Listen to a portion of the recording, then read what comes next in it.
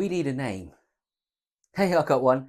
How about two guys, a girl, and the thing that no one wanted? Don't worry. We know you can take it. Yeah. That's funny, Johnny. But tell me something though. Wasn't I the first one that the government came calling to recruit? Yeah. Good one, Ben. Anyway, so yeah, and also, didn't your dad already have you, but then went and adopted Sue as well because clearly you weren't good enough. Oh, okay, Ben. Yeah, that's enough now. Yeah, and wasn't Sue like the favourite as well, like the favourite of the two kids, even though she was adopted and you weren't, and you were just nothing but a disappointment to your dad. Ben, whoa, that's enough. That not cool, not cool. Guess I'm not the only one that no one wanted, and now you're crying. That's fantastic. Ben, wait, say that again. It's fantastic. It's fantastic. Guys, I've got it. I've got the name. Are you ready? Johnny, shut up. Shut up. You're going to miss it. Anyway, are you ready? The name is.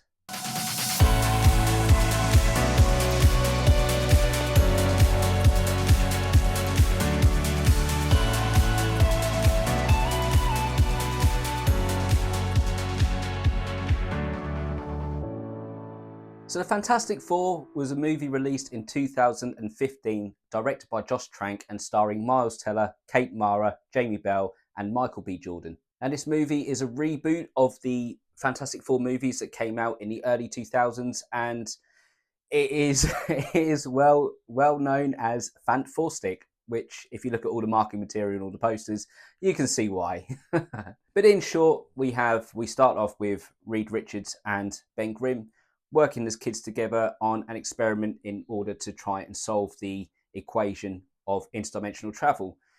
When doing that and presenting that idea, they're recruited as part of the Baxter Scholarship, although Ben is just ditched and Reed just goes up on his own. And during that time, he works with Sue Storm, Victor Von Doom, and eventually then Johnny Storm before they crack the whole code of interdimensional travel. Seeing an opportunity to be the first people to travel across dimensions, Reed Richards, Victor Von Doom, and Johnny Storm all decide to be the ones to go across.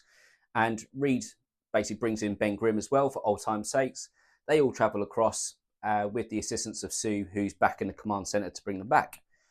Once they're over there, an accident happens, they get their respective powers, and yeah, ultimately the movie goes on from there.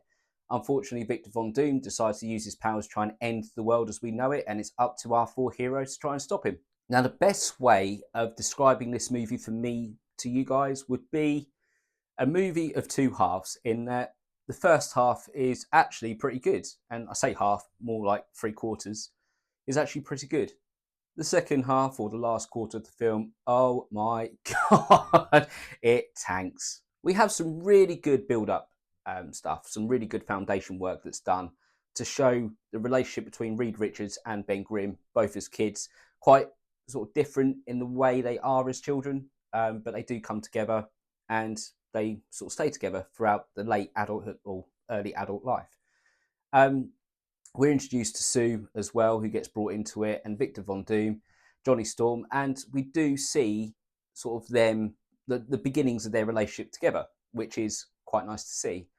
In particular, it's nice with Victor Von Doom and Reed Richards because you see that level of rivalry between the two of them, mainly driven by Victor, sort of the jealousy that sort of just emanates off him, the fact that Reed has been able to take his work and go one step beyond with it.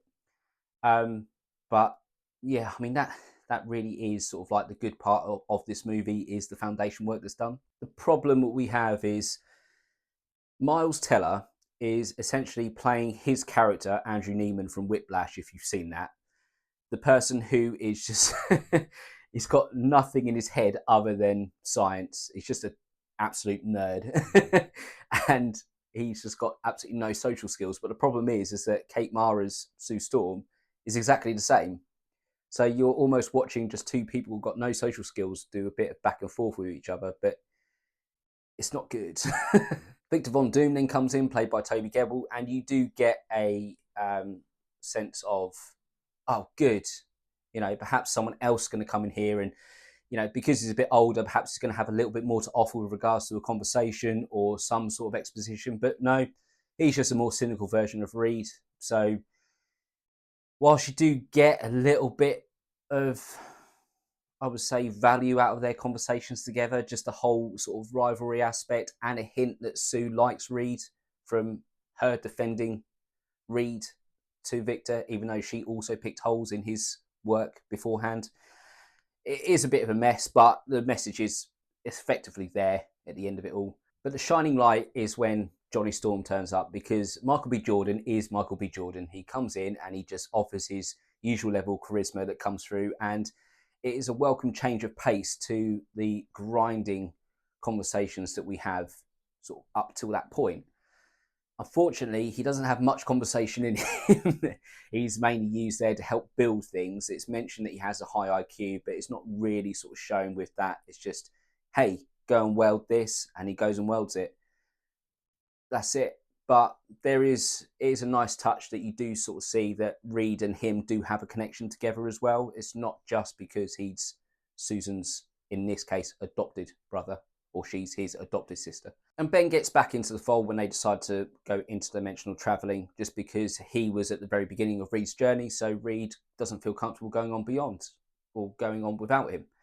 And that is a really interesting theme and something that could have really been explored all the way throughout, because when the accident happens and Ben turns into the Thing, and we all know the story of the fact that his appearance changes and he can't change that, and it's quite devastating for him, there is a level of guilt that Reed does have, in that if it wasn't for his phone call to Ben wouldn't have been with him and then wouldn't have ended up sort of, being a victim of that sort of fate.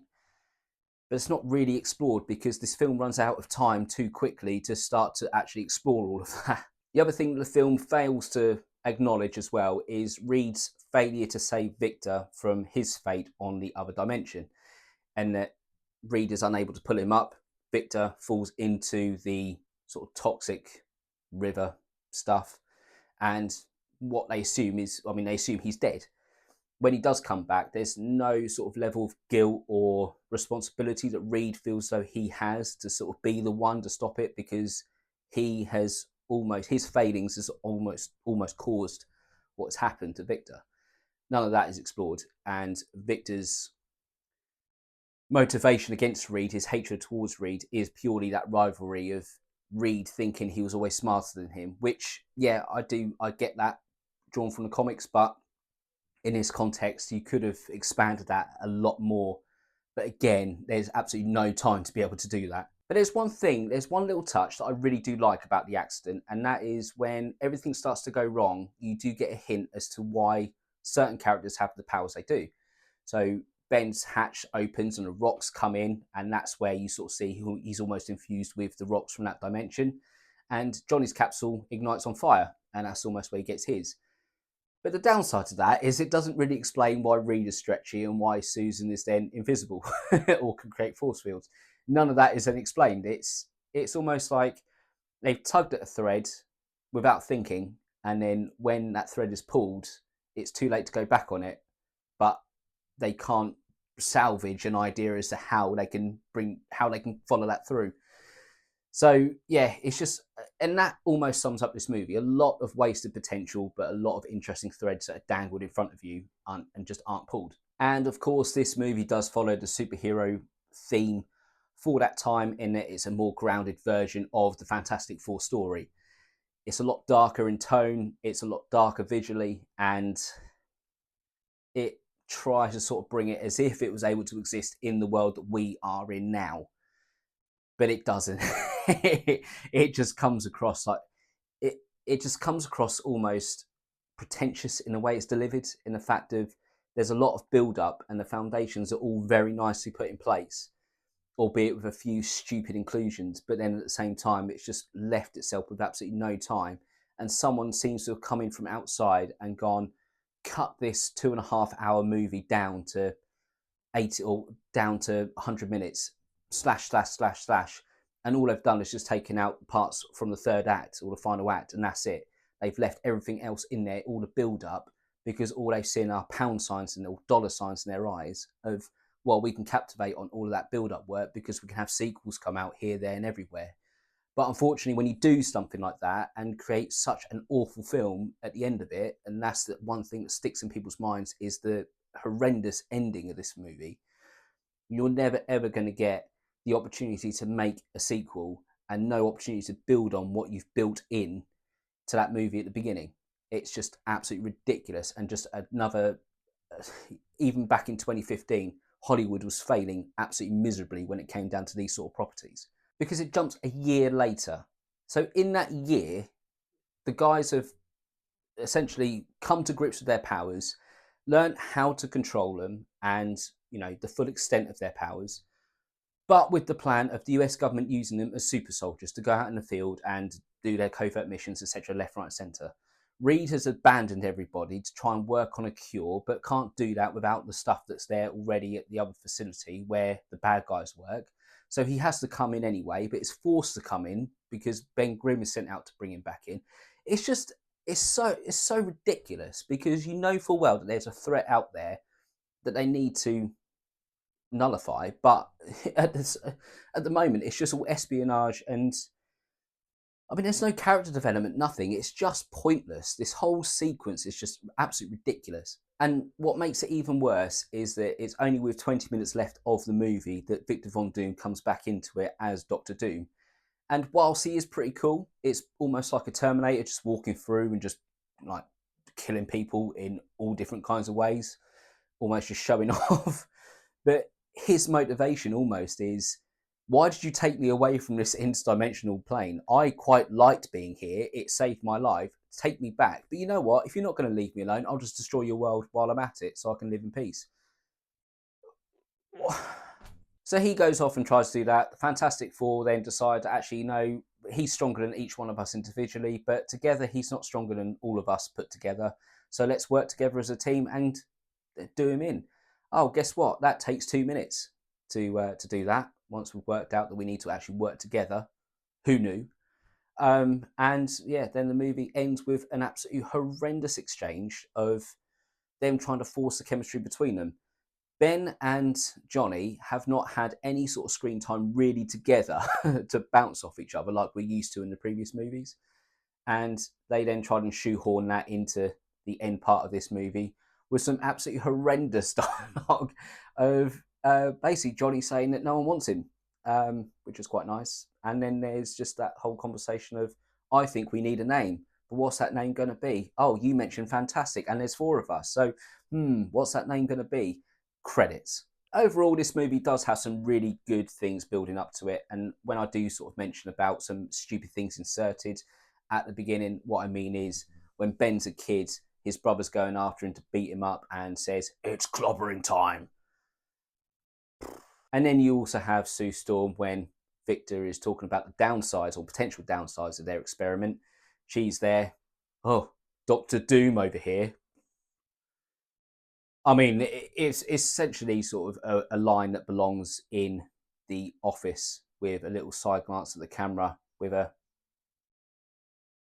to go with it. I mean, are you trying to tell me then that Doctor Doom does exist in this universe, or are you just doing a play on his name? But then at the same time, his name's Von Doom, Doctor Doom. But I don't know. It's just poorly inserted into the film, and it serves absolutely no purpose. But like I say, this film is one of 2 halves in that you've got the first half, which is quite decent. And if the film ended there, you'd say actually quite a nice introductory movie, quite a nice build up for the setup to what's come later. But then the second half just absolutely ruins all of that. It destroys everything it's built up and rushes through everything else because it's only got 40 minutes left to complete the film. It's a really slow build up and then a very fast ending, which leaves you ultimately unsatisfied. 2 stars. So that was my review on Fantastic Four, or Fant4stic. What did you guys think about it? Have you guys seen it? Whatever you thought, please pop it in the comment section below. As always, don't forget to like and subscribe. Thank you very much for watching this video. I'll be back with another one soon, but until then, you guys take it easy and I'll catch you on the next one.